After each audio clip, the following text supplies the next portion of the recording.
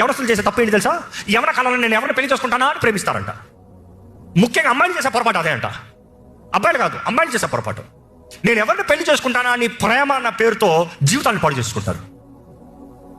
కానీ అబ్బాయిలంట ఎవరిని ట్రై చేద్దామా అని ప్రేమిస్తారంట. పెళ్లి చేసుకుందామని కాదు, ఎవరిని ట్రై చేద్దామా. No no no no no.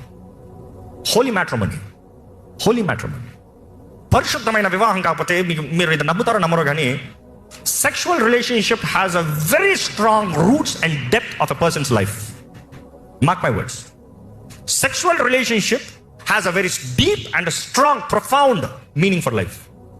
అందుకని దేవుడు అక్కడ తెలియజేయడు పరిశుద్ధమైన వివాహం. వివాహం అన్ని విషయంలో ఘనమైనది, అపవిత్రపరచకూడదంట, అపవిత్రమైన పడక ఉండకూడదంట.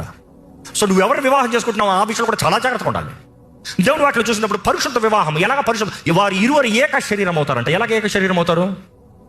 On that bed, on the wedding bed. అది వివాహం కాకుండా అపవిత్రమవుకో you are still becoming one with sin, curse, శాపమొద్దు. ఈరోజు చాలా మంది అజ్ఞానంలో it is just okay, it is fine. ఈరోజు కల్చర్, ఈరోజు trend, it is fine, it is fine, it is fine.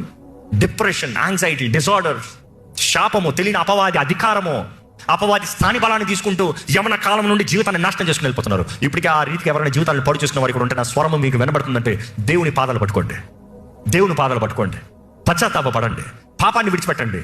ఇంకా అయిపోయింది, ఇంకా అంతా అట్లా కంటిన్యూ చేస్తానని చెప్తాను కాదు. Leave sin, set things right.